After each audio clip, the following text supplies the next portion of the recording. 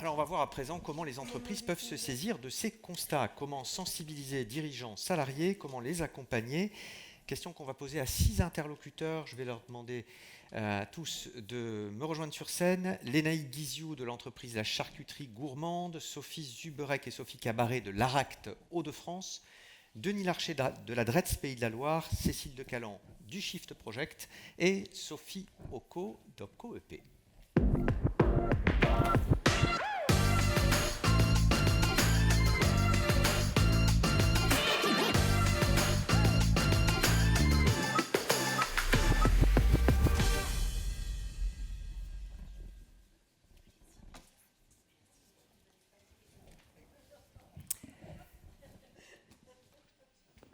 Bonjour à toutes et tous. Denis Larcher. Voilà, on vous distribue les micros. Parfait. Donc, je ne redonne pas vos fonctions aux uns aux autres, puisque sur grand écran, voilà, vous avez nos 6 intervenants avec leurs fonctions respectives. On va rentrer un petit peu dans le détail avec chacun de vous sur les actions, les leviers qui peuvent être mobilisés. On va commencer avec vous, Cécile Decalan. En guise de, finalement, sous forme de transition avec la table ronde précédente, le Shift Project, ça fait des années que vous vous intéressez, vous publiez énormément d'études. En mars, vous avez publié une étude qui contient un certain nombre de préconisations assez fortes pour avancer, accélérer sur la transition écologique. Et il y avait notamment un certain nombre de préconisations qui concernaient les partenaires sociaux, les organisations professionnelles, les organisations syndicales. Alors, quel constat avez-vous fait sur le niveau de sensibilisation et quelles préconisations pourraient être mises en place? Ok. Alors, merci beaucoup de l'invitation. Effectivement, dans notre travail, nous avons souhaité mobiliser l'ensemble des acteurs de la formation. Je pense qu'on aura l'occasion d'en reparler. Ce travail collectif et en alliance paraît tout à fait essentiel, mais le rôle des partenaires sociaux ressort d'une façon tout à fait singulière, et je pense que ça a été illustré par un certain nombre de prises de parole d'ores et déjà. On sait que le dialogue social environnemental, il est défini par un cadre réglementaire, par un accord national interprofessionnel qui fête ses 2 ans, qui vient de fêter ses 2 ans, et qui rappelle de quoi se doivent se parler employeurs, représentants des salariés en matière environnementale, pour les raisons que l'on a également rappelées, qui sont les transformations du travail, qui touchent tant les conditions de travail que également les transformations des emplois et des compétences, donc ce qui nous intéresse tout particulièrement aujourd'hui. Le constat que nous avons fait, pour le dire de façon un petit peu schématique, c'est que cet accord et que ces dispositions, si elles sont connues des intéressés, vivent assez peu aujourd'hui, qu'il y a assez peu de négociations qui s'engagent et qui, en tout cas, qui aboutissent, si on se base sur les accords signés que nous avons pu recenser sur le sujet, et que, voilà, il faut vraiment intensifier l'effort, notamment en matière de gestion prévisionnelle des emplois et des compétences.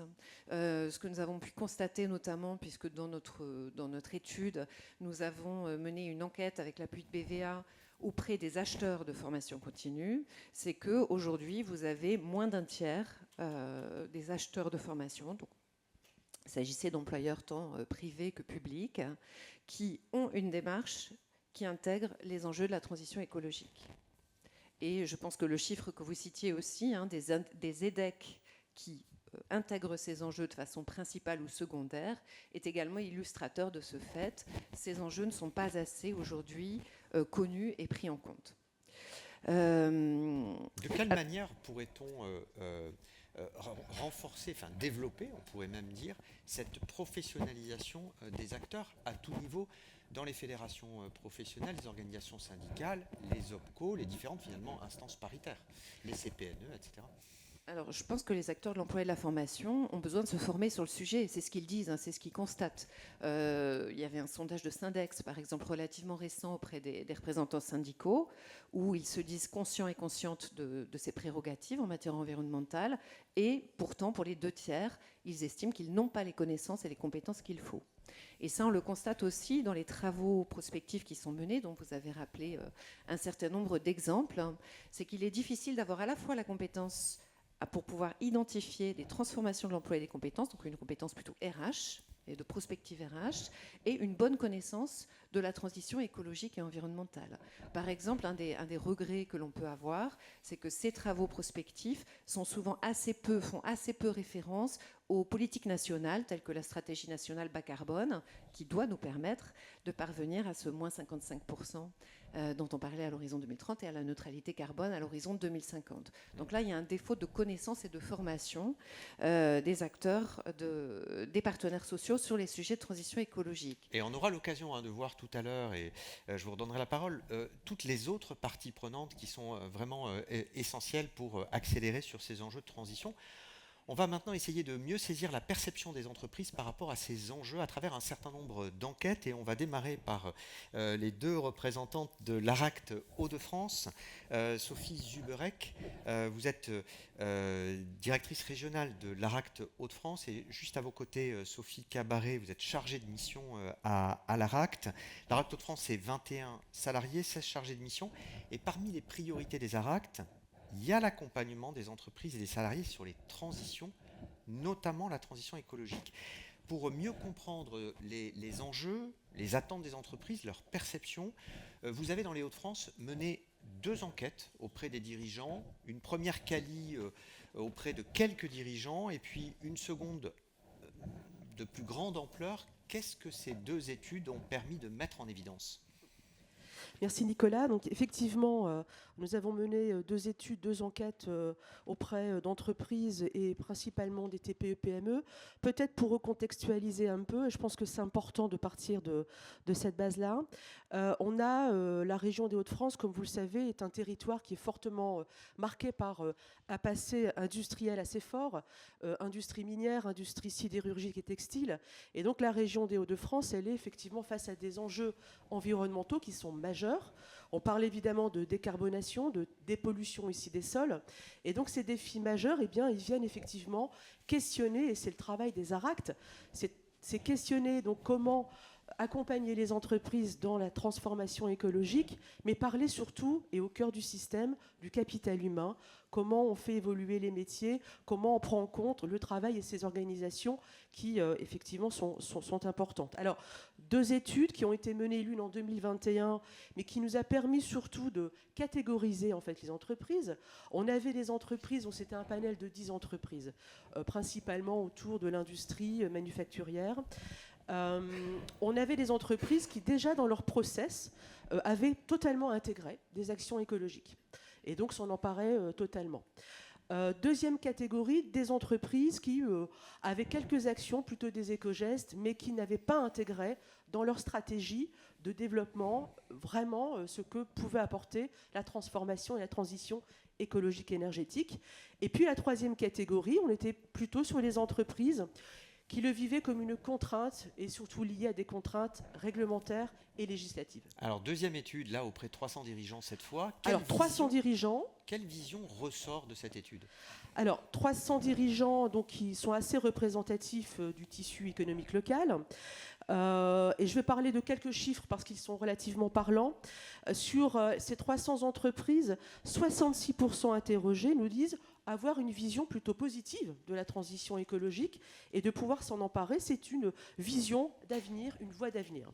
Et puis les 34 autres sont plutôt encore à convaincre et effectivement voient la transition écologique énergétique comme une contrainte réglementaire et législative. Deuxième chiffre qui me paraît quand même très important, c'est que parmi ces panels, les 3/4 qui ont mis en place une action, on va dire, écologique, une action d'éco-geste, ont vu un impact réel sur les salariés, sur l'organisation du travail et sur le fait de devoir anticiper sur les évolutions et les besoins de compétences. On voit que donc on a un changement de paradigme.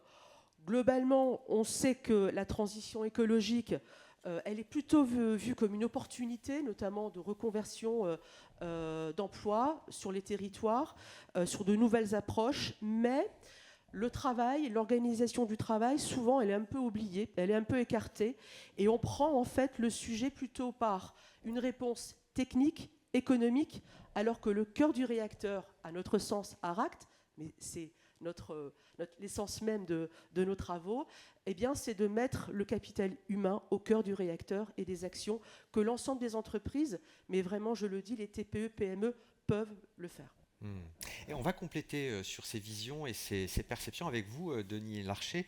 Vous avez travaillé avec OPCO-EP dans le cadre de l'EDEC. Finalement, c'est un EDEC territorial et vous avez travaillé sur les visions. Mais juste avant, peut-être quelques mots sur les objectifs de cet EDEC territorial et la manière dont il a été co-construit. Merci. Bon. Normalement, c'est allumé. Vous n'avez... Allô, allô. Oui. C'est bon, ça fonctionne. Ouais. Ok. Oui. Parfait. Bonjour à tous. En avant-propos, juste saluer la qualité des échanges qu'on a et du travail qu'on a avec la délégation régionale de l'OPCO-EP en Pays de la Loire. Parce que c'est vrai que c'est pas toujours simple de travailler parfois avec les opérateurs de compétences pour plein de raisons. On en a beaucoup parlé ce matin. Il y a cet EDEC effectivement national qui était un peu ce qui nous a permis finalement de lancer une démarche plus territoriale avec 3 objectifs principaux. C'est d'abord administrer un questionnaire auprès des entreprises pour avoir une meilleure connaissance finalement de leur degré de maturité sur ce sujet. Aussi les sensibiliser, puisque on l'a dit, parfois il y a des degrés de sensibilisation des entreprises qui peuvent être assez divers selon les secteurs, selon les branches dans lesquelles elles travaillent. Ensuite, la possibilité de pouvoir mener ensuite des actions spécifiques. On a parlé notamment de la prestation conseil en ressources humaines, qui est un vrai outil pour accompagner la fonction RH des TPE, PME. Et puis la 3e étape, c'est de permettre à l'opérateur de compétences de déployer l'ensemble de son offre de formation et son offre de service globalement au bénéfice de celle des entreprises qui souhaitent s'engager dans cette démarche. Alors l'outil questionnaire, il a été donc élaboré avec l'OPCO-EP des Pays de la Loire. Il y a 600 entreprises ligériennes qui ont été interrogées. Quels sont les principaux retours du questionnaire? L'enquête a été livrée à l'été dernier, l'été 2024. Oui.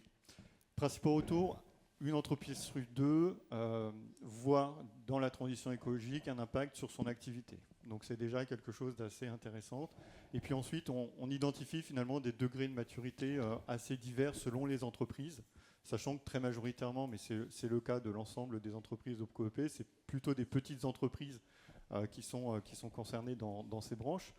Ce qu'on identifie aussi, c'est probablement... Alors, pour nous, ça peut être une déception parce que de fait, ce qu'on souhaite porter, c'est l'articulation entre transition écologique, énergétique avec l'emploi, les compétences, la fonction RH. Qu'on identifie beaucoup, c'est que les entreprises, quand elles échangent sur un verbatim, elles vont nous parler d'éco-gestes, de retraitement des déchets. Oui, très bien. Ça, c'est plutôt des gestes citoyens. Ce n'est pas encore tout à fait la prise en compte, finalement, dans l'entreprise et dans l'évolution des compétences des salariés, de leur organisation.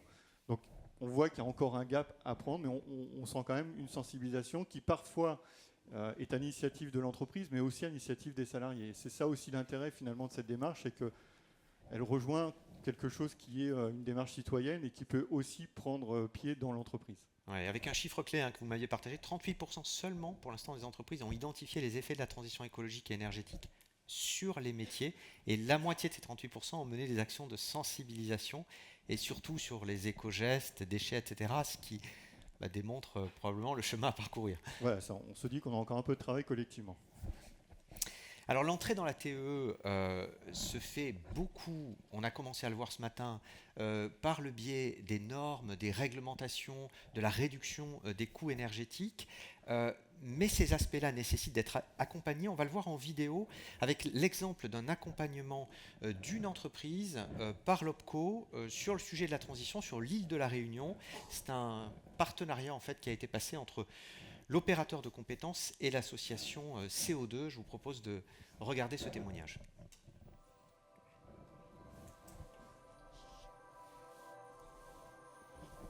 La transition énergétique et écologique, c'est une question qui est cruciale pour OPCO-EP. Nous avons une mission dans le cadre de la loi climat et résilience par l'État. Mais au-delà de cette mission, c'est aussi une démarche très volontaire de la part de notre conseil d'administration de construire et déployer une offre de services spécifique à l'OPCO-EP.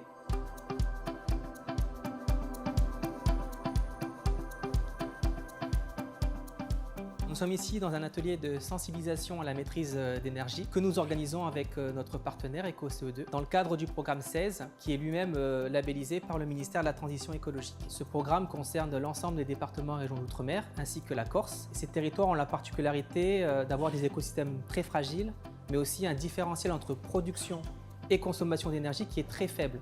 Et donc c'est en agissant avec nos bénéficiaires entreprises que nous pouvons globalement atteindre ces objectifs de réduire notre consommation énergétique pour faire face aux enjeux de demain. Nous, conseillers sur le terrain, on les oriente, les entreprises, sur l'écologie, la transition énergétique. Et ça fait partie des actions qu'on mène au quotidien. Nos entreprises adhérentes au COEP sont venues chercher des conseils, les trucs et astuces un petit peu du quotidien. Donc on est là pour les accompagner et les conseiller. Moi, j'interviens effectivement dans le cadre du programme 16, qui est un programme d'accompagnement et de sensibilisation aux économies d'énergie. Donc, la session que l'on va partager ce matin, c'est vraiment pour vous donner un premier niveau d'information. Et je vais essayer aussi de faire en sorte de vous donner quelques pistes pour aller plus loin. Les bénéfices pour les bénéficiaires de ce programme, c'est de comprendre l'impact de leurs habitudes au quotidien sur la consommation d'énergie, de vulgariser un petit peu toutes ces informations-là, et ensuite qu'on les mette en relation avec vers des dispositifs qui vont les aider, les accompagner, financer des actions d'économie d'énergie. Ce qui m'a beaucoup aidé là, dans cette formation, c'est de savoir qu'il y a des dispositifs qui sont déjà en cours à La Réunion. Pour ma part, c'était la première fois que j'en entendais parler. Je vais faire suivre ces actions et peut-être m'occuper de les mettre en place chez nous. La deuxième grosse étape, c'est faire de la pédagogie avec l'ensemble du personnel. Parce qu'en face, nous avons à assurer aussi des conditions de travail. Qui fait que, par exemple, quand on privilégie la clim par rapport au brasseur d'air, donc il faut aussi pouvoir appeler les personnes à accepter cette transformation-là. Si chacun d'entre nous fait un peu, donc tout le monde gagnera au bout du bout. Je recommanderais cette formation. C'est enrichissant, ça peut servir dans la vie professionnelle, mais dans la vie privée également. Après cette formation, l'idée c'est de passer à l'acte. Toute cette sensibilisation, elle est gratuite. Pour aller un peu plus loin et continuer dans la démarche d'économie d'énergie, il va falloir effectivement potentiellement réaliser des travaux, se former, réaliser des études, ce genre de choses. On aura donné les billes aux entreprises pour le faire et l'idée c'est qu'elles passent à l'acte.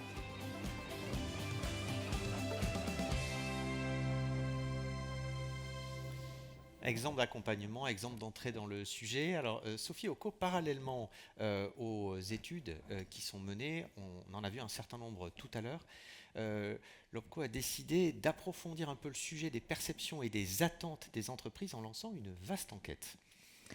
Effectivement, c'est une vaste enquête qui est conduite par le service de Guillaume au niveau des observatoires avec BVA. Donc, c'est une enquête qui est en cours maintenant de consolidation et de finalisation, mais dans les premiers éléments qu'on peut déjà repérer, mais qui est bien illustratif de tout ce qui s'est dit depuis ce matin déjà. Hein. C'est effectivement en termes de motivation à agir pour les entreprises. On a fait cette enquête auprès de 10 000 entreprises représentantes des branches de l'OPCO. Gros échantillon. Gros échantillon, oui, qui permet d'avoir là vraiment, mais qui correspond vraiment à ce qui a déjà été dit ce matin. En fait, dans les motivations à agir pour les entreprises, on peut en dénombrer à peu près au moins 4 sur lesquels aujourd'hui, en tout cas, on voit bien qu'on est sur les prémices. La première, c'est effectivement tout ce qui est les questions d'énergie, donc avec effectivement les factures d'énergie qui viennent vraiment impacter les entreprises. Donc c'est leur première motivation à agir pour un grand nombre de branches, des 54 branches que l'on couvre.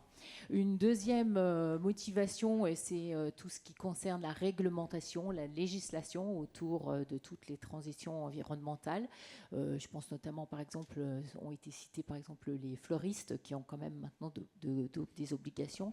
Donc là, il y a un cadre législatif. Donc là, les entreprises, de la même façon, de fait, doivent agir. On a également les entreprises qui nous ont dit aujourd'hui qu'en fait, elles avaient besoin d'agir sur le comportement de leurs salariés parce qu'aujourd'hui, qui n'ont pas toujours les bons comportements, qui n'ont pas toujours les éco-gestes responsables.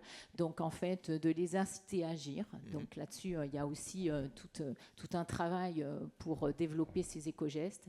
Et puis enfin, elles s'accordent en majorité à dire que le mode de vie, le mode de fonctionnement du dirigeant est aussi une des clés pour pouvoir agir et pour pouvoir entraîner l'ensemble de l'équipe dans la structure. Voilà. Et on le voit à l'écran, en complément de ce que vous dites, Sophie, il y a des ateliers, donc sous forme de focus group qui ont été animés et qui continuent à l'être d'ailleurs et qui ont permis de mettre là aussi en évidence quelques éléments intéressants. Oui, alors sur les focus group qui ont effectivement, alors qui sont ici des 10 000 entreprises interrogées, hein, certaines se sont réunies sur les territoires. En fait, toutes nous précisent quand même à 78% qu'aujourd'hui, toutes les questions autour de l'énergie et de l'écologie sont des sujets de toute façon qui font partie de leurs questions du quotidien et qu'elles le traitent de toute façon au quotidien dans leur fonctionnement. Et elles sont 1 sur 3 à préciser qu'elles vont s'engager dans des démarches et dans des actions dans l'année à venir. Voilà. Et quand on va un tout petit peu plus loin et qu'on leur demande effectivement aujourd'hui quelles sont leurs attentes vis-à-vis d'OPCO-EP, donc on voit qu'aujourd'hui ce qu'elles souhaitent, ce qu'elles attendent de nous, mais on y reviendra encore un peu plus tard aussi, c'est en tout cas c'est qu'on les aide à faciliter tout ce qui est intégration de ces nouvelles transitions avec aussi bien pour elles que pour leurs salariés, et en tout cas qu'on les accompagne dans la définition de leurs priorités pour mettre en œuvre. L'autre point, c'est qu'effectivement, on puisse les accompagner, et là, pour le coup, c'est vraiment toute notre ambition sur le développement des compétences de leurs salariés pour pouvoir agir et en tout cas, au moins dans un premier temps, s'adapter à tout ce qui est sensibilisation aux éco-gestes. Et puis enfin, il y a celles, mais ça c'est des particularités plus aussi dans le domaine, bon, elles se sont exprimées là tout à l'heure, les branches notamment de la promotion immobilière, etc. Mais c'était aussi de retravailler sur tout ce qui était l'accompagnement aux filières de réemploi. Ouais. Voilà. Oui, très clair. Donc c'est vrai qu'on voit bien qu'il y a une majorité d'entreprises qui restent à convaincre, et puis celles qui commencent déjà à s'engager, il faut les accompagner. Alors, on a un exemple d'une entreprise qui s'engage avec vous, Lénaïg Guiziou. Bonjour. Oui, bonjour à tous. Moi, je m'occupe d'un groupement de charcutiers traiteurs finistériens, tous artisans indépendants, qui ont décidé de se regrouper pour mutualiser leurs achats et proposer des animations, de la communication commune au sein de leur boutique. Vous avez combien de boutiques aujourd'hui en Bretagne, enfin dans le Finistère, et combien de salariés? 16 boutiques, alors avec quelques artisans qui en ont plusieurs. Et ça représente à peu près 100-120 salariés en tout au sein du groupement. Alors, on va voir comment vous vous êtes engagé, mais vous ne partiez pas de rien, puisque vous aviez déjà engagé certaines actions. On le disait tout à l'heure, Arnaud Murel disait finalement, souvent on a déjà des actions engagées sans forcément les avoir formalisées. Quelles étaient ces actions qui vous ont permis de vous lancer? Oui, alors depuis quelques années... L'idée était de réfléchir à toute cette transition écologique. L'année dernière, nous avons eu la chance de participer à des défis de l'économie circulaire organisés par la communauté de communes du Pays de Brest. Donc nous avons proposé le défi de mettre en place des consignes au sein des différentes boutiques. Les participants au défi étaient nombreux, des professionnels, des particuliers. Et c'est un défi qui a énormément plu, il y a eu beaucoup de réflexions, ce qui nous a permis de se dire que nous allions dans le bon sens. Suite à cela, nous avons contacté l'association Emboîte le Plat. Donc c'est une association qui a plusieurs antennes dans le territoire. Donc Emboîte le Plat, pour mettre dans des contenants en verre les plats du jour, par exemple. Qui propose dans les différentes villes de mettre à disposition auprès des restaurateurs des boîtes en verre, donc de différentes tailles, consignées. Donc nous avons pu contacter l'antenne de Rennes, Pacadur, qui nous a dit que c'était possible de nous accompagner sur ce projet, sachant que c'était assez précurseur parce qu'il n'y a pas d'antenne finistérienne. Donc eux aussi, nous avons réfléchi ensemble à une proposition d'accompagnement. Oui, vous étiez déjà finalement sur des circuits courts, vous avez voulu aller plus loin. Qu'est-ce qui vous a poussé à ce moment-là à vous dire il faut qu'on accélère un projet ambitieux, audacieux, parce que effectivement, il faut aussi éduquer le consommateur pour changer de type d'emballage.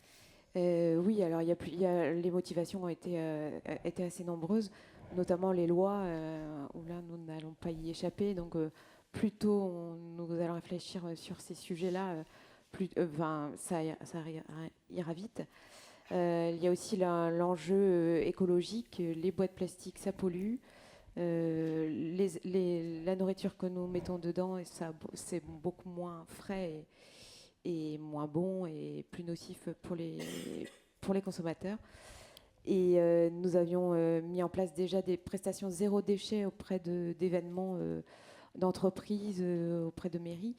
Et depuis 3-4 ans, nous avons vu l'impact et l'importance que ça a sur l'écologie. Voilà. Oui.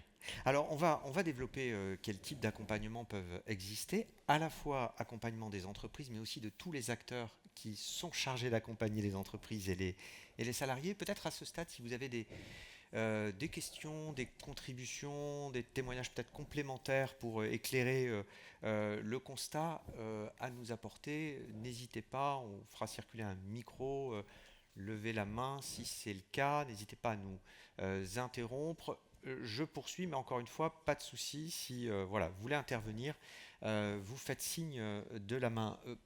Aspect intéressant dans la charcuterie gourmande, la journée dont vous parlez, ce challenge, était organisé par une communauté de communes. Et Cécile de Calan, ça c'est un élément qui, quand même, sur les sujets d'emploi-formation, est quand même plutôt atypique parce qu'on ne perçoit pas toujours les collectivités comme un acteur clé.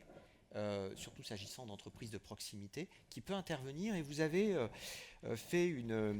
dessiné en quelque sorte un certain nombre de leviers, identifié un certain nombre de parties prenantes qui doivent être mobilisées sur le sujet de la transition. Vous nous avez d'ailleurs proposé, je vous propose qu'on l'aperçoive à l'écran, voilà, la vue d'ensemble de ces leviers et de ces acteurs. Je vous laisse commenter. Merci. Et je précise que c'est des leviers que nous avons co-construits avec les acteurs de l'écosystème. Et par cela, j'entends toutes les personnes, tous les acteurs, tous les types d'acteurs qui sont concernés par la transition de la formation et la transition des compétences. Alors, ça va être en premier les actifs.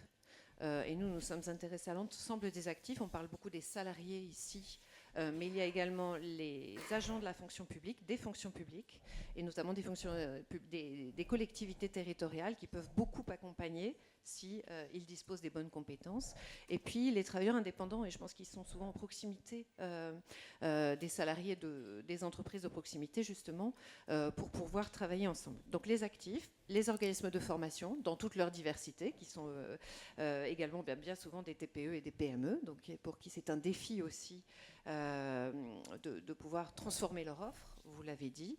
Les entreprises de toute taille et ce qui les réunit donc au sein des branches, et puis les acteurs publics avec une diversité de rôles, puisque ce sont les régulateurs, les financeurs, mais ils sont également eux-mêmes employeurs et accompagnateurs, notamment autour de l'orientation et de l'insertion professionnelle. Et effectivement, les leviers que nous avons pu construire avec ces acteurs, à la fois en les consultant dans l'écriture du rapport et puis dans la production ensuite de ces éléments, ont besoin d'agir ensemble. Ils ont besoin d'agir ensemble parce que vous l'avez dit déjà, en fait, tout le monde s'attend. Les entreprises attendent de la réglementation qui va les obliger, tout en protestant un peu aussi sur cette contrainte imposée. Les organismes de formation attendent que les entreprises aient une demande de formation à transition écologique. Les OPCO attendent que les entreprises, leurs adhérents, aient une demande. Et donc, on peut rester comme ça on parle souvent de triangle de l'inaction en matière climatique. Nous, on a parlé ici de polygone de l'inaction, puisqu'il y a plus que 3 catégories d'acteurs qui s'attendent mutuellement. D'où les leviers que vous voyez ici, et vous voyez également que ces leviers reposent sur un point commun qui est le besoin d'avoir un plan, un cap clair en matière de transition écologique. On ne fait pas, et vous l'avez dit, de transformation de son modèle d'affaires, puisque l'impératif aussi, c'est que tout ça puisse avoir un fonctionnement économique durable et pérenne, écologique mais également économique. On ne le fait pas juste du fait d'une opportunité de financement ou d'une contrainte réglementaire. On le fait parce qu'on va pouvoir mettre en place des stratégies qui durablement fonctionne. Et ça, c'est vrai au niveau national, c'est vrai au niveau régional, c'est vrai au niveau des filières et au niveau des entreprises. Donc ça, c'est le prérequis indispensable à toute la suite. Oui. Et cette multiplicité des acteurs, Denis Larcher, vous a poussé en Pays de la Loire, avec l'AFPA, à travailler à une cartographie des acteurs plutôt à destination des intermédiaires que des entreprises directement. Oui, c'est vrai que le système de l'emploi-formation, il est assez complexe, on pourrait dire parfois. Et du coup, on souhaitait mettre en lisibilité finalement ce qui existait déjà. Donc, on s'est appuyé sur tous les dispositifs ou outils qu'on a, et notamment la mission nationale de service public nous a permis, par son intervention, de faire une cartographie des acteurs régionaux. Alors évidemment, les opérateurs de compétences sont au premier rang de ces acteurs-là, mais on souhaitait aussi identifier comment les consulaires, par exemple, comment des structures associatives bien implantées, qui ont une résonance régionale. On a la chance d'avoir une délégation du comité 21 dans le Grand Ouest, donc c'est aussi un acteur qui compte et qui peut nous apporter des données et expliciter un certain nombre de choses, et notamment sur l'ancrage territorial. On parlait tout à l'heure des EPCI, cet ancrage territorial est important. Donc on a fait cet exercice en 2024, plutôt effectivement à destination de l'ensemble de nos collègues. Je pense que tout à l'heure on parlait avec les Carrefour F de la professionnalisation des acteurs. C'est un peu dans cette idée-là.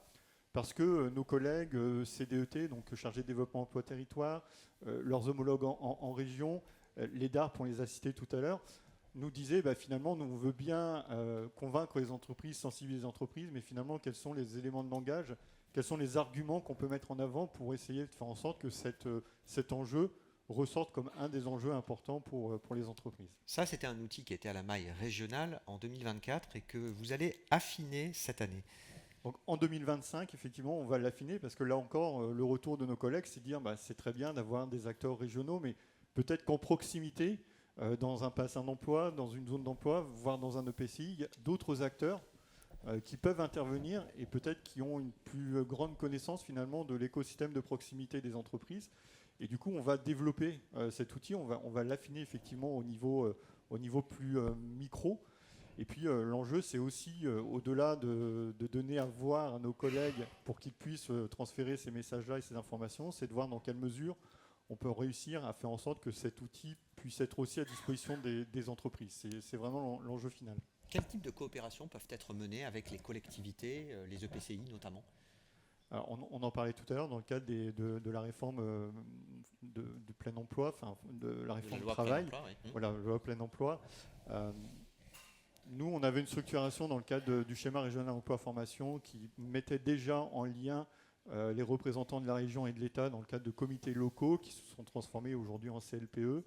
Et donc, on a déjà des instances infradépartementales qui peuvent être mobilisées finalement pour relayer cette information.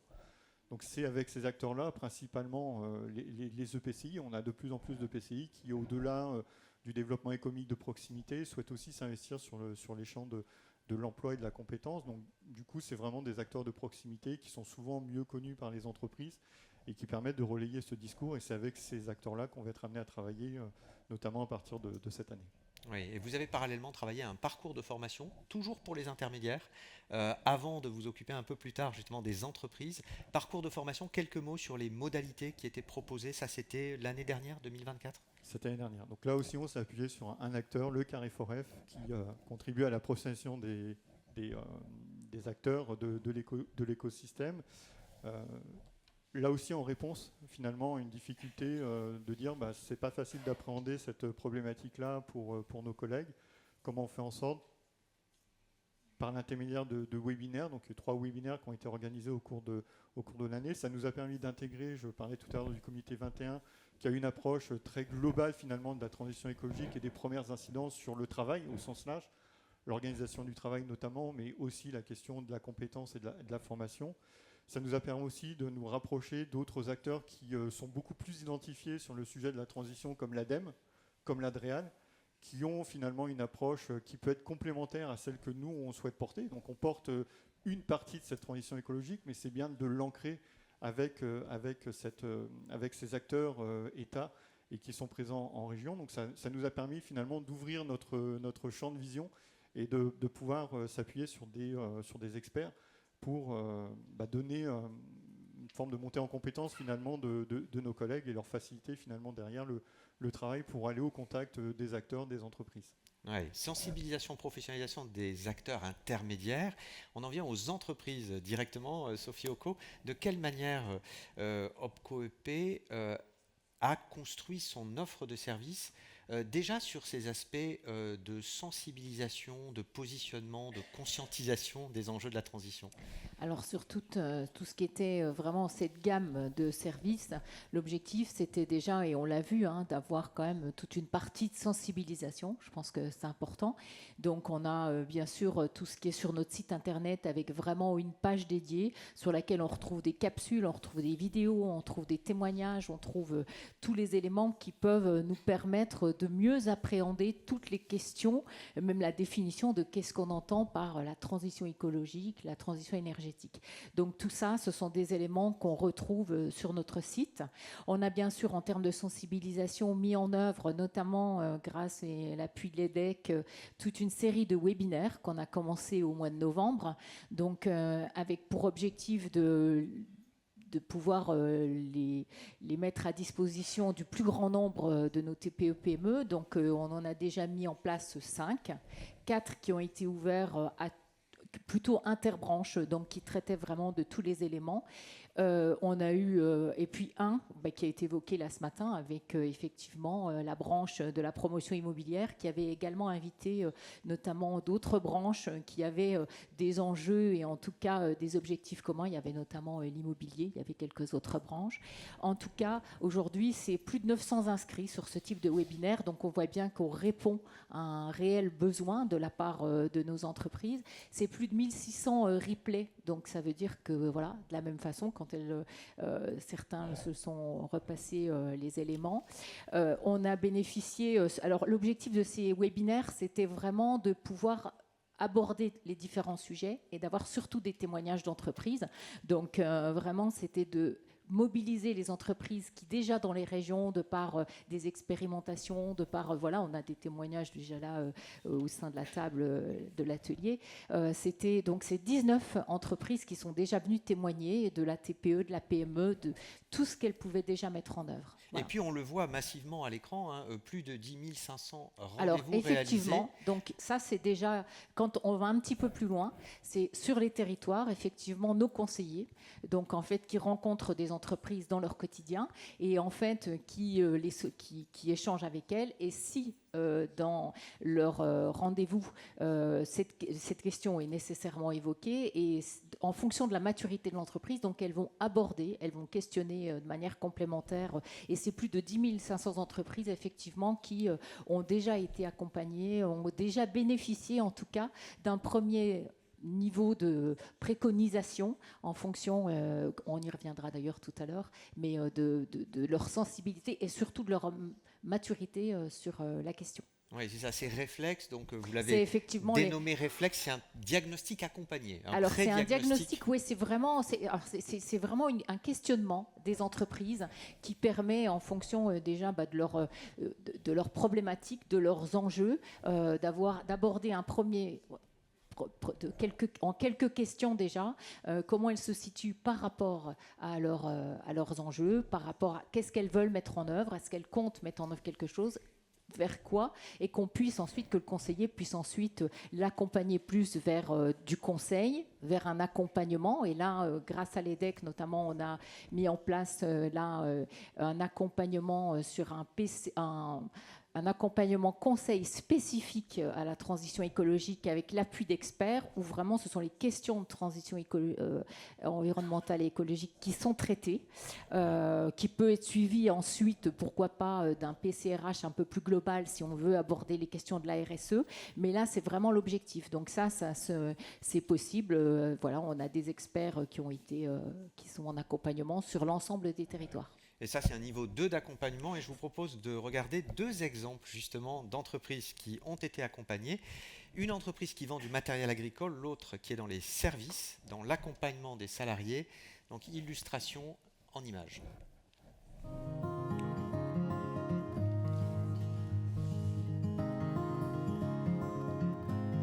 L'entreprise Forniès Motoculture a été créée en 1956 par mon grand-père. Et avec mon frère, on est rentré en 2003, donc il y a un peu plus de 20 ans, pour continuer à la développer sur tout le secteur du matériel autour des espaces verts. On a toujours été attaché à des valeurs qu'on n'exprimait pas forcément, qui étaient des valeurs de matériel qui va durer dans le temps, qui sera facile à réparer.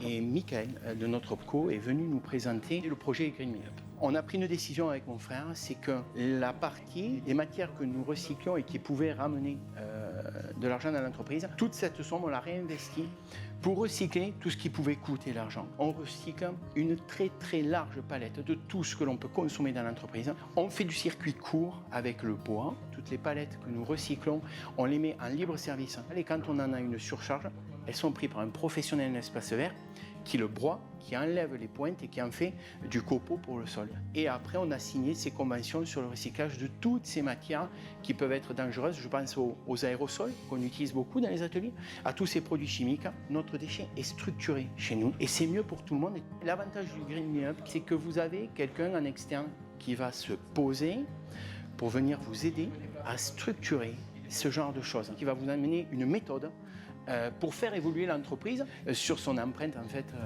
écologique.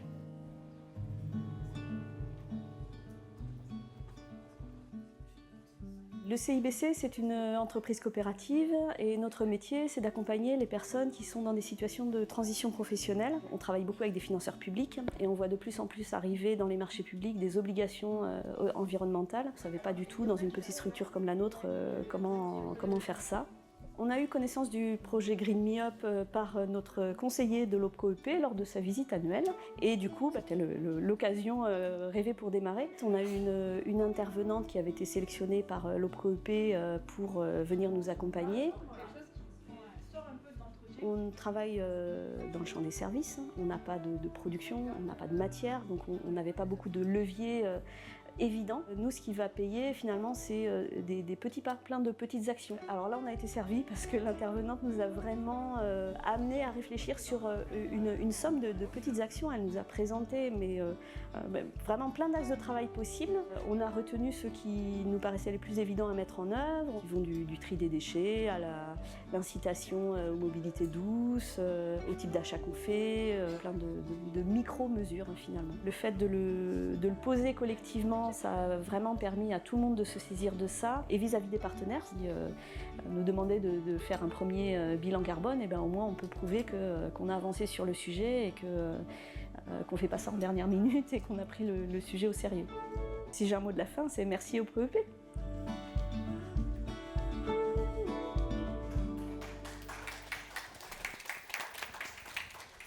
Voilà, l'Occitanie est en pointe. 2 exemples d'actions en Occitanie. Et vous, de votre côté, Lénaïque Guiziou, comment avez-vous commencé à introduire des emballages en verre dans vos boutiques, la charcuterie gourmande, dans 4 boutiques sur 17, vous commencez petit à petit, depuis quelques mois, la fin de l'année dernière, à introduire ces emballages en verre. Comment avez-vous fait ? Tout d'abord, nous avons bénéficié par l'intermédiaire d'Hélène Ingand d'un PCRH. Donc votre conseillère de voilà, OPCO-EP. Conseillère OPCO-EP, pour chaque boutique et pour la charcuterie gourmande également. Donc nous avons décidé d'effectuer ces tests-là dans 4 boutiques différentes, des boutiques urbaines, rurales, avec plus ou moins de clients. Nous avons travaillé sur la mise en place selon plusieurs étapes. Diagnostic tout d'abord dans les 4 boutiques via l'association Pacadur, un accompagnement auprès des équipes salariées, des équipes de vente pour qu'ils puissent s'imprégner du sujet. Parce qu'en fait, pour peut-être préciser un peu les choses, ces boîtes-là en verre, vous les proposez à vos clients pour le plat du jour. Il y a une consigne de 3 €. Donc c'est un petit surcoût par rapport à un plat du jour qui est entre 8 et 12 €. C'est un surcoût et ça nécessite forcément de changer, enfin de professionnaliser vos conseillers, de leur permettre de développer un nouvel argumentaire. Et c'est ça qui a nécessité cet accompagnement un peu au long cours sur plusieurs semaines dans les boutiques en question de vos salariés. Oui, tout à fait. Parce que, au démarrage, lorsque nous sommes allés dans ces 4 boutiques, les équipes de vente n'étaient pas très motivées. Et puis, c'est toujours la peur de la nouveauté. On va perdre du temps. Peur aussi de décevoir les clients ou de recevoir des échecs. Donc il a fallu vraiment leur expliquer les différentes démarches, les rassurer et leur donner aussi l'enjeu de tous ces tests effectués dans les différentes boutiques. Ouais, donc il y a eu un accompagnement finalement en situation de travail, avec des consultants qui sont venus, qui ont sensibilisé les salariés, qui ont eux-mêmes joué le rôle de conseillers, qui ont accueilli des clients. Là, on est 6 mois, c'était novembre, un peu plus de 6 mois, 6-7 mois après le premier déploiement dans les premières boutiques. Quels sont les retours? Quelle est la progression de l'usage de ces emballages, de ces boîtes en verre? Alors c'est une progression très lente. L'association Bois de Le Plat nous avait bien prévenu qu'il fallait être patient. On prend l'exemple des sacs plastiques qui ont disparu un petit peu des magasins. Ça a mis du temps. Donc les boîtes en verre, sous forme de consigne, c'est encore plus long. Nous avons fait un point il y a 3 semaines auprès des 4 boutiques. Et ce qui est positif, c'est que toutes les boutiques souhaitent continuer. Et la progression est lente, mais tous les jours, il y a 1 ou 2 boîtes qui partent en plus. Donc c'est très positif. Les équipes de vente se sont imprégnées du sujet. Petite anecdote, un des responsables d'une des boutiques nous a dit lors du point que nous avons fait avec Hélène Ingan, en toute honnêteté, quand on est arrivé avec ce projet, il était complètement réfractaire. Il disait mais ça va nous donner du travail en plus. On n'a pas besoin de ça. Et en fait, il a retourné sa veste au bout d'1 mois ou 2. Il s'est dit non, au contraire, on continue sur cette lancée. Et donc c'est positif. Vous avez des clients qui reviennent, qui se fidélisent finalement et qui reviennent avec leur emballage? Il y a certains clients qui reviennent, notamment surtout en ville, où il y a beaucoup d'entreprises qui sont habituées à prendre leur plat du jour chez ce traiteur-là. Donc ils ont pris l'habitude de ramener leur boîte. Dans une autre boutique, c'est différent. Les boîtes ne partent pas trop. Mais par contre, le message est quand même passé parce que leurs clients reviennent avec leurs propres contenants. Donc, c'est encore plus positif parce que nous, à terme, c'est ce qu'on souhaite, qu'ils soient autonomes avec leurs contenants. Oui, c'est ça. Et certains viennent même juste acheter le contenant. Et oui, une fois, j'étais dans une des boutiques et j'ai entendu une cliente venir juste acheter la boîte. La vendeuse lui a demandé qu'est-ce qu'on met dedans. Elle dit non, je prends juste la boîte. Elle m'intéresse. 3 €, une Duralex, c'est génial. Quelle suite est-ce que vous envisagez à moyen terme, si on se projette d'ici quelques mois, d'ici 2026? Quelles pourraient être les suites? Aujourd'hui, c'est 4 boutiques sur 17. Alors, proposer ce système de consigne dans les autres boutiques de l'association. Il y en a qui sont plus ou moins enjoués, mais voilà, l'objectif sur l'année prochaine, c'est de passer aux consignes dans toutes nos boutiques. Et pourquoi pas aussi donner envie à d'autres métiers de bouche, d'autres commerces, de passer aussi le cap, le pas des boîtes en verre. Alors nous avons déjà... ça va vite, c'est un petit monde, donc nous avons déjà des appels de Chambre des métiers ou d'un festival sur le Finistère Sud qui s'intéresse aussi à ce système. Donc je pense qu'on est un petit peu précurseur. Au bout du monde, nous sommes un peu précurseurs là-dessus, mais je pense que ça va aussi donner des envies à d'autres commerces, Oui, c'est ça, avec finalement en proximité peut-être des boulangers, des pâtissiers, des commerces de proximité qui pourraient aussi rejoindre l'aventure. Et dédramatiser aussi tout ça parce qu'il faut du temps, mais ça se fait.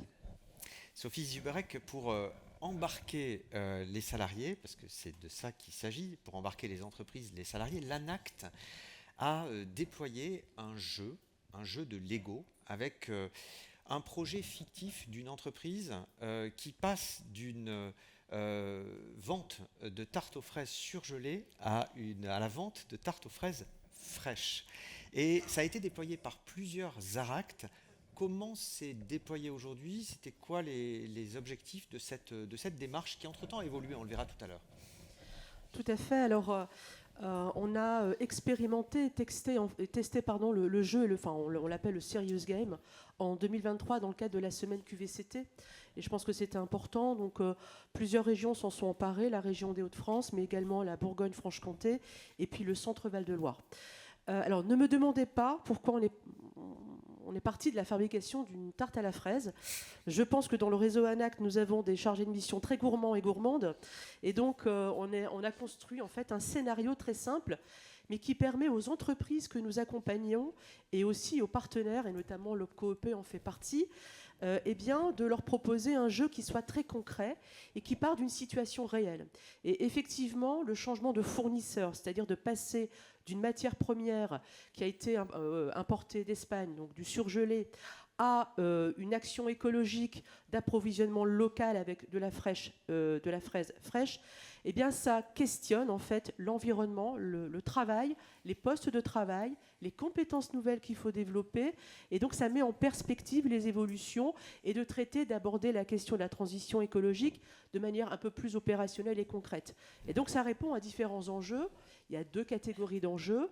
Ça permet à l'entreprise de répondre à des enjeux sociaux, l'organisation du travail, la fidélisation aussi, l'attractivité, la sécurisation des parcours professionnels, et on l'a vu dans la première partie de la matinée, mais aussi à des enjeux économiques qu'il ne faut pas oublier. Donc c'est aussi répondre à des cahiers des charges, à des réglementations, à la législation. Puis c'est aussi de dire que parfois le projet écologique, il vient aussi nourrir le projet économique.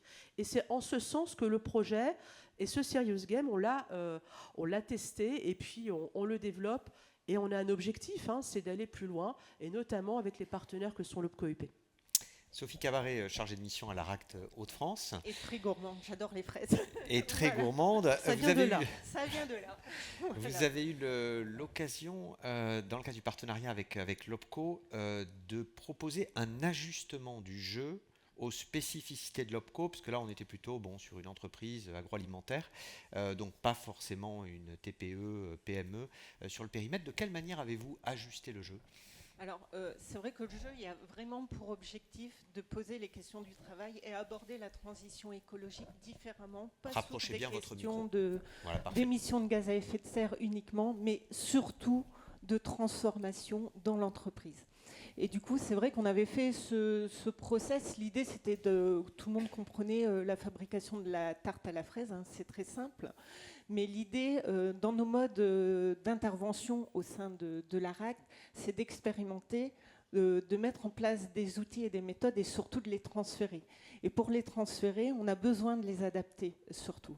Et c'est dans ce cadre-là, avec le partenariat qu'on avait avec l'OPCO-EP Hauts-de-France, qu'on a décidé de se lancer dans une nouvelle aventure en disant, on va adapter le Serious Game aux entreprises de proximité. Donc on a construit un petit groupe de travail avec 7 conseillers territoriaux de l'OPCO-EP et une chargée de projet, Rachida Albouz, sur le projet, pour vraiment croiser, nous, les méthodes qu'on avait mis en place pour mobiliser, sensibiliser au travers des questions de transformation du travail, et puis s'appuyer surtout sur l'expertise et la connaissance fine des conseillers OPCO-EP, des attentes et des besoins des dirigeants des entreprises de proximité et de leurs salariés sur les questions de transition écologique. Quelques mots sur le contenu, sur la durée de ce Serious Game ? Alors, on a voulu répondre justement à des contraintes de temps parce que mobiliser des TPE, PME, on s'est dit faut pas prendre trop de temps. Donc, on a fait une animation qui dure 2h, 2h30 et qui se déroule en 4 étapes et qui rebondit très bien avec ce qu'on a entendu au fil des différentes interventions interventions de ce matin, déjà, on vient amener des éléments de repère et on recontextualise la transition écologique, mais au niveau local, au niveau territorial, régional, sur les enjeux de transition écologique. Donc voilà, on est sur une côte, donc voilà le niveau de la mer qui augmente. On a fait face, nous, sur notre territoire, à d'importantes inondations ces derniers temps. Donc on met en discussion ça avec les entreprises du territoire. On recontextualise également à l'échelle de l'entreprise pour voir justement quels sont leurs risques, mais également les opportunités au travers de cette transition écologique. Et puis, dans un second temps, on va venir partager. Tout l'enjeu de cet atelier, c'est de partager des expériences, des idées, et on construit au travers d'une petite fresque qui reprend la chaîne de valeur de l'entreprise. Tout le monde peut s'y retrouver.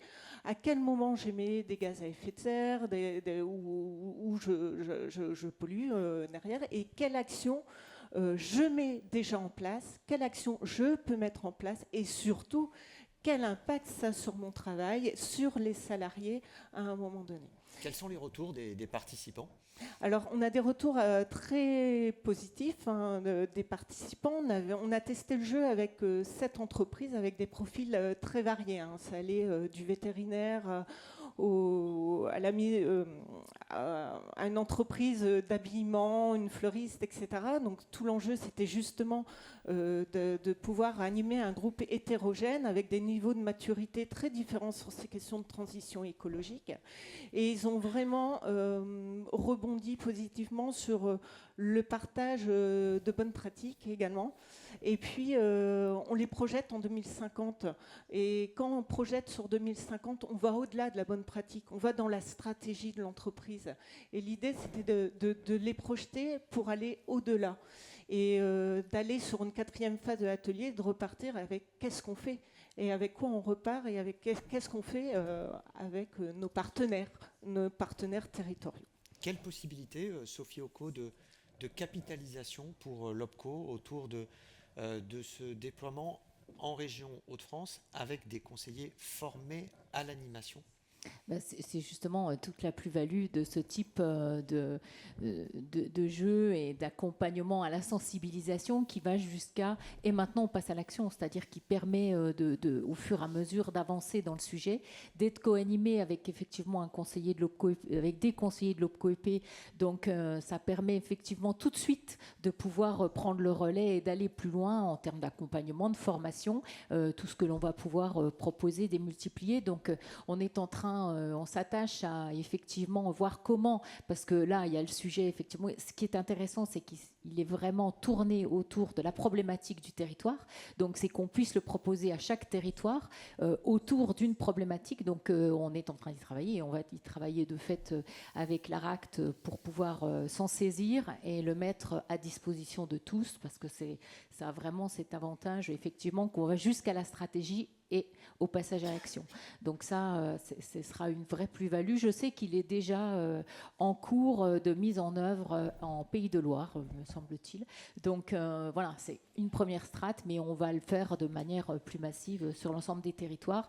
Et puis poursuivre les différentes autres expérimentations sur les territoires, parce qu'on en a mis, là, on a mis en avant quelques régions. On a vu, il y avait l'Occitanie avec Green Me Up, voilà. On a effectivement Aura qui porte également un EDEC et qui met en place des actions sur l'ensemble des accompagnements, de la sensibilisation à l'action, l'accompagnement, la formation. On a bien sûr, on l'a dit, il y a Pays de Loire, on a bien sûr la Normandie aussi qui a un EDEC et qui met en place des actions. Donc on va s'appuyer sur toutes ces expérimentations. L'objectif, c'est l'avantage d'un EDEC, surtout s'il est dans un territoire, on s'appuie sur les territoires, mais après, il y a certainement des expérimentations, la preuve que l'on peut ensuite reprendre nous et proposer à l'ensemble de nos entreprises sur tous les territoires. Et puis à côté de ces actions territoriales, il y a des outils nationaux. On les a cités tout à l'heure, il y a notamment les PCRH et vous avez aussi au sein de l'OPCO des appuis conseils RH. Oui. Bon, c'est la même chose, 4-5 jours d'un consultant qui vient expertiser. Oui, alors c'est la même chose, effectivement, avec un zoom, vraiment avec un expert en matière de transition énergétique et environnementale. L'objectif, là, c'est vraiment de pouvoir aller plus loin et vraiment passer à l'action. Et ça, c'est vrai que c'est un gros enjeu d'ailleurs dans les discussions entre les OPCO et l'État, que ces appuis conseils RH, ces PCRH, aient cette double compétence à la fois sur les aspects de ressources humaines et de transition écologique. Et c'est pas évident d'identifier des prestataires qui aient cette double compétence. Non, donc, mais c'est vrai que bon, ça fait partie d'un appel d'offres. Hein. Donc, 3 prestataires ont effectivement été retenus, mais une des caractéristiques et ce qui était vraiment demandé, c'était qu'on puisse s'appuyer sur cette problématique et cette expertise en la matière. Voilà, donc c'est pas le PCRH. Le PCRH peut venir en complément sur toutes les questions complémentaires en matière de RSE. Là, on est vraiment sur le sujet transition énergétique. Oui, c'est ça, avec dans les 2 cas des cofinancements. Hein. Bien sûr, dans les 2 cas des cofinancements, évidemment. Denis Larcher, les PCRH en Pays de la Loire, vous êtes une des régions, par rapport à la taille de la région, où ces appuis RH sont les plus mobilisés. Oui, on représente un peu plus de 50% de notre poids, puisqu'on a à peu près 8% de l'ensemble des PCRH nationales qui sont réalisés en Pays de la Loire, alors qu'on pèse grosso modo 5%. Alors on a une chance en Pays de la Loire, et c'est dans le contexte qu'on connaît tous, c'est très bien, c'est que le Conseil régional cofinance ce dispositif PCRH en Pays de la Loire, ce qui nous permet aussi, en lien avec l'opérateur de compétences et les opérateurs de compétences, de pouvoir proposer des offres très alléchantes pour les entreprises, avec souvent absolument aucun reste à charge, notamment pour les moins de 50, puisque 90% de ces PCRH, pour ce qui nous concerne, sont réalisés dans des entreprises de moins de 50.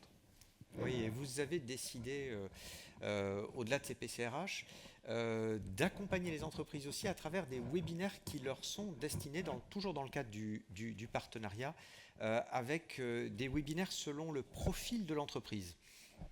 Alors là, c'est le travail qui est mené dans le cadre de l'EDEC régional. En fait, c'est effectivement l'étape qui vient. Je crois d'ailleurs qu'un premier webinaire doit se tenir cette semaine, si je ne me trompe pas, peut-être en ce moment.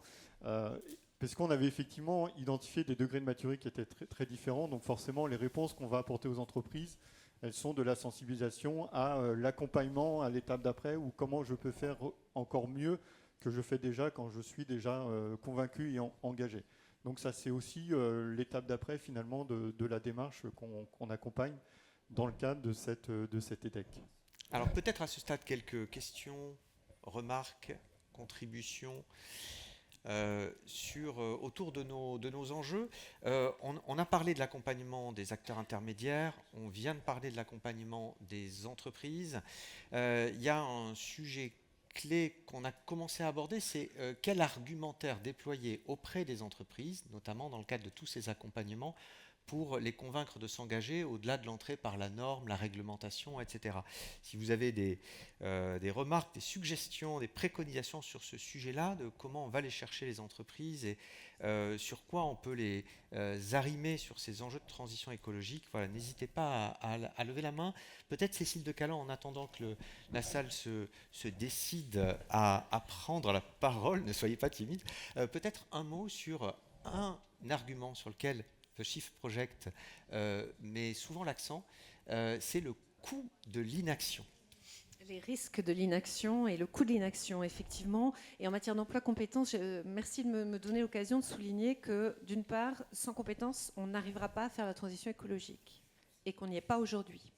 D'autre part, que les transformations d'emploi sont aussi, de façon, je dirais, modérée en volume, des créations de nouveaux emplois, mais il y en a dans l'économie circulaire, vous avez donné des exemples, mais il y a également des emplois qui vont disparaître. Et nous avons besoin de la formation pour anticiper ces reconversions, pour en parler, plus que ça n'est fait aujourd'hui, et pour les préparer. Juste avant de venir sur cet aspect-là, qui est un aspect important et qu'on va beaucoup développer cet après-midi, sur cet argumentaire qui peut effectivement peut-être permettre aux entreprises d'aborder la question différemment, pas que par la contrainte. Quels sont les éléments qui, selon vous, peuvent être moteurs de véritables leviers ? Alors, je pointe ce risque social, qui est effectivement accompagner vos salariés à pouvoir s'adapter. C'est un enjeu de maintien de l'employabilité, de maintien de l'emploi. Et puis, c'est un enjeu business, enfin, c'est un enjeu économique. Il y a des défis à relever et il y a des contraintes avec lesquelles les entreprises ne pourront plus fonctionner si on ne se prépare pas à travailler avec des conditions de température, avec des risques d'inondation ou de submersion. Exemple donné par le maire de La Rochelle en introduction, il va y avoir des interruptions d'activité et je pense qu'il est important de se préparer. On a pas mal parlé des enjeux d'atténuation, mais il y a des enjeux d'adaptation qui vont conditionner la poursuite des activités économiques, tout simplement. Hein. Ces enjeux d'opportunité économique, selon vous, ils sont bien perçus aujourd'hui ? C'est-à-dire la transition comme un moyen d'aller chercher une nouvelle clientèle, comme un moyen de se différencier de la concurrence, comme un moyen d'attirer les jeunes ou les moins jeunes, de les fidéliser, etc. C'est-à-dire vraiment des arguments purement économiques ou sociaux qui sortent vraiment de l'entrée par la contrainte et par la norme. Alors c'est évidemment variable selon les secteurs hein, et selon les horizons de projection des secteurs. C'est évident quand on est une petite, une moyenne entreprise, notre horizon de réflexion et de projection est beaucoup plus court et que c'est plus facile quand on est la filière nucléaire, qu'on a des réflexions décennales ou multidécennales, qu'on a de la commande publique pour sécuriser aussi les modèles d'affaires. C'est plus facile de se projeter et la projection emploi-compétences, elle est aussi de moyen-long terme. Le risque quand on est sur des activités plus courtes, où les cycles d'affaires sont plus courts, c'est que cet horizon-là n'est pas celui du développement des compétences. Alors, est-ce que notre auditoire a des questions ? Il y a une main qui se lève tout au fond, si on peut lui tendre un micro. On va vous en prêter un.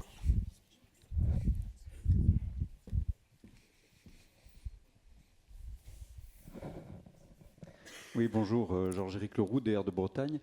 C'est à la fois une question et une remarque, madame, sur ce que vous disiez sur les argumentaires qu'on pourrait avancer auprès de nos entreprises pour les convaincre de s'engager dans la démarche. En réalité, c'est vrai, il faut toujours trouver l'argument pour bien articuler les problématiques d'écologie et d'énergie dans le modèle économique et social de l'entreprise. Si on arrive à trouver ces arguments-là, à ce moment-là, s'enclenche, comme vous l'avez fort bien expliqué, Lénaïg, un principe vertueux, une mécanique vertueuse qui fait que derrière, à la fois sur le plan économique et social, les choses se font. Nous, on a repéré grosso modo dans nos petites études 3 points clés là-dessus. En fait, ça dépend pour les entreprises de plein de choses. Ça dépend de la branche. Les branches vivent les transitions écologiques de façon extrêmement diversifiée. Ça dépend aussi beaucoup de la taille de l'entreprise. Les grandes sont plus sensibles que les toutes petites, et c'est les toutes petites qui ont des difficultés à intégrer ça. Puis ça dépend aussi beaucoup de leur environnement. On ne raisonne pas de la même manière l'écologie selon qu'on est une entreprise dans la ville ou dans la ruralité. Alors c'est un petit peu ces 3 paradigmes pour nous qui articulent en quelque sorte les argumentaires qu'on essaye de mettre en œuvre sur le terrain pour convaincre nos entreprises de s'engager dans la démarche. Ouais, merci beaucoup pour cette intervention. Autre intervention, question, contribution au débat. N'hésitez pas, si vous voulez prendre la parole, Denis Larcher. Peut-être une contribution en complément, notamment des propos de Mme Decaland, et puis c'est l'objet quand même, les dialogues. Le sujet du dialogue social et de l'embarquement de l'ensemble des acteurs, il est essentiel pour nous, notamment dans le cadre. Alors, H.L. Bécuve parlait tout à l'heure qu'il y avait des référents régionaux de transition écologique. Je suis le référent pour les Pays de la Loire. On travaille dans le cadre de la territorialisation de la planification écologique. Vous savez qu'on a intégré des sujets emploi-compétences. Avec une feuille de route dédiée. Voilà, qui était remontée au national et qui va contribuer aux engagements qu'a pris la France. On les a rappelés tout à l'heure. Et en Pays de la Loire, ce qu'on a porté, on accompagne les partenaires sociaux sur le sujet d'une conférence sociale régionale sur la transition écologique juste. Ça ne sera pas juste un événement qui se tiendra au mois d'octobre. C'est vraiment tout un travail qui va se faire en amont et en aval de cette conférence pour travailler sur 3 sujets. Alors, il y a un sujet qui est très propre au territoire, c'est le territoire de Cordemais, qui est un territoire très industriel, avec des vrais enjeux de transition écologique au sens très large du terme, mais aussi de travailler sur 2 sujets qui nous impactent très fortement, la question de la transition écologique juste et le travail au sens organisation du travail, et la transition écologique juste au sens emploi et compétences. Et je trouve que ce travail de long cours est un appui intéressant pour l'ensemble des acteurs, l'ensemble des entreprises sur lesquelles on va pouvoir embarquer les acteurs. En tout cas, c'est notre souhait, notre espoir. Merci. On termine cette séquence avec... Vous vouliez, pardon, Sophie Cabaret, je vous en prie. C'était seulement pour rebondir rapidement parce qu'on a monté un FAC, donc un fonds d'amélioration des conditions de travail, où on a pu expérimenter justement les enjeux de transition écologique et travail. Et c'est vrai que pour embarquer les entreprises et surtout les salariés également dans le projet, il y a un fort enjeu de... comment dire ? La transition écologique aujourd'hui est porteuse de valeurs en fait, mais comme on l'entendait au départ, parfois c'est des valeurs individuelles. Et tout l'enjeu, c'est peut-être d'en faire un projet collectif et un engagement collectif dans les entreprises. Il y a des entreprises là qu'on accompagnait qui étaient dans certaines difficultés économiques au moment où on l'accompagnait. Et elles me disaient, mais grâce au projet de transition écologique, on a réussi à redonner du sens à ce qu'on fait et on a refait un projet d'entreprise. Et ça peut être important, je pense, sur les questions de transition écologique et qui se mènent aussi dans des conduites d'accompagnement assez classiques. Et je vous rejoins sur remettre la transition écologique au cœur du dialogue social dans l'entreprise et professionnelle. Ça, c'est vraiment une des hypothèses qui s'est confirmée dans ces expérimentations. Précisément, peut-être Cécile Lisois, donc représentant de la CFDT, administratrice de l'OPCO, vous vouliez intervenir? Oui, je voulais juste intervenir parce qu'effectivement, on a beaucoup parlé d'expérimentation territoriale, d'entreprises et de choses. On a parlé des branches en début de matinée sur la question des études et des analyses, mais on a quand même un vrai souci, moi je le dis très clairement, de positionnement des OPCO entre les branches et les entreprises. Aujourd'hui, la loi de 2019 confère aux branches professionnelles, donc au CPNEFP des branches, l'évolution de la formation et de la certification. Si les branches, dans leur dialogue social, ne travaillent pas ces questions en termes de prospective et d'analyse, on aura beau aller dans les entreprises et travailler à l'évolution, etc., on ne fera pas de la transition écologique juste. Et ça, c'est une vraie problématique et il va falloir que, au sein des OPCO, on trouve un moyen et une porte d'entrée pour faire que branches et territoires travaillent ensemble sur ces transitions et progressent et évoluent ensemble et en même temps. Merci Cécile Lisois. Pour clôturer cette séquence, Cécile de Calan, lors de notre échange préparatoire, on a échangé sur deux visuels que vous vouliez nous partager rapidement et qui vont nous permettre aussi de faire la transition avec les enjeux de l'après-midi. Je vais essayer, tout en ne retardant pas trop l'heure de la tarte aux fraises, dont je sens que vous avez toutes et tous envie. Ce modèle, merci de me donner l'occasion de le présenter, et peut-être en complément de ce qu'on a dit ce matin, représente les compétences sans lesquelles je vous dis qu'on ne fera pas la transition écologique. Elles sont de trois natures, et je pense que ces trois natures, on a dit que les besoins en compétences étaient insuffisamment repérés, et c'est différencié selon les étages de la pyramide.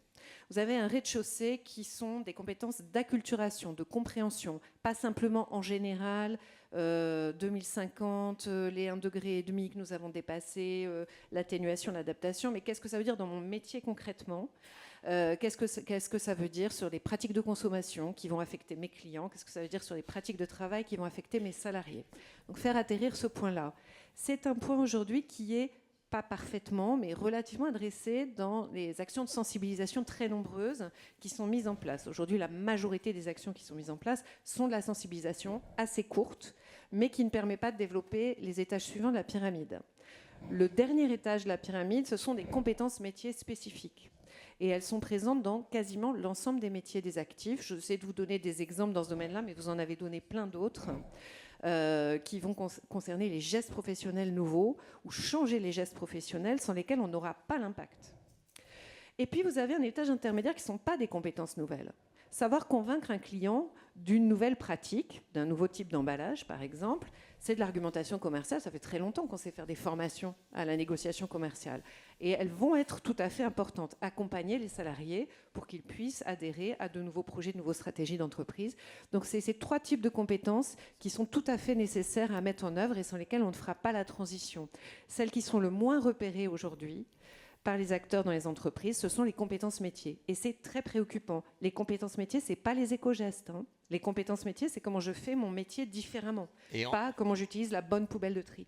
Et enfin, vous avez résumé à la fois le constat et les enjeux sur la diapo qui suit et qu'on va apercevoir avec effectivement, enfin tout est dit, un fonctionnement à la traîne avec quelques enjeux. Je vous laisse vraiment en quelques mots. Oui, nous et résumer. parce qu'on a évoqué beaucoup d'éléments. Hein. Cette difficulté à repérer les besoins en compétences, et je rebondis sur ce que vous disiez, madame, à l'instant, c'est à la fois que ce soit repéré dans le travail prospectif, mais c'est pas mal fait dans l'ensemble. C'est incomplet, c'est imparfait, mais c'est beaucoup fait, mais ça ne descend pas sur le terrain. Les entreprises ne connaissent pas ces travaux, les organismes de formation ne connaissent pas ces travaux, ou peu, et donc les utilisent peu aussi pour adapter leur offre. Une demande qui est en panne, c'est le point le plus problématique aujourd'hui, et c'est pourquoi il faut continuer ces accompagnements, intensifier ces éléments. On a aussi besoin d'un cadre institutionnel, d'un cadre de financement qui soit plus stable qu'aujourd'hui, et c'est vrai tant pour la transition écologique que pour la formation professionnelle. Ça porte atteinte à la demande. Pour faire bouger l'offre, il y a un élément dont on n'a pas encore beaucoup parlé, vous parlerez sûrement plus cet après-midi, qui est aussi de pouvoir disposer de la capacité de formation au sens de formateurs et de formatrices compétents et formés sur le sujet. On n'y est pas non plus aujourd'hui. Sur la mise en œuvre, donc décoller la digitalisation, les fresques, c'est super, c'est très utile, mais ça n'est pas suffisant pour développer les compétences dont on a besoin et accompagner ce passage à l'action. Et ici, on a souligné déjà 2 écueils. Un écueil qui est d'arriver à garder des apprenants engagés qui, suite à leur formation, je pense notamment les formations des jeunes alternants, des demandeurs d'emploi, vont effectivement s'engager dans le secteur professionnel dont on a besoin pour la transition. Et quand on a des problèmes d'attractivité des métiers, de pénibilité des métiers, de qualité du travail et de l'emploi, on en perd un certain nombre. Et ensuite, et vous disiez ça prend du temps, que ces formations portent leurs effets en termes de transformation des pratiques et d'impact environnemental. Quand on se forme sur des pratiques qui permettent d'améliorer la performance énergétique, on peut voir assez vite une traduction sur sa facture d'électricité, sur ses consommations, etc.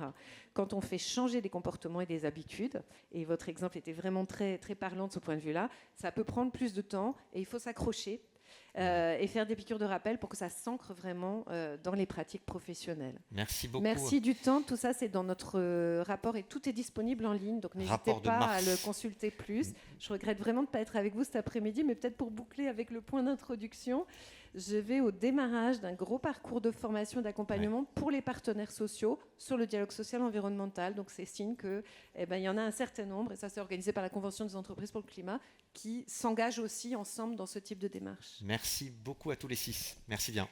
Merci. Et un tout petit mot avant de vous libérer, parce qu'il y a le cocktail déjeunatoire qui vous attend, mais pas que, Sophie Occo. Alors, pas que, effectivement, pour poursuivre sur cette thématique et pour poursuivre notre acculturation en la matière, on vous propose une fresque du climat pendant cette période que vous pouvez tous aller repérer là, dans la salle qui est juste cocktail. à côté. Voilà. Merci, on se retrouve à 14h tout à l'heure. Merci beaucoup.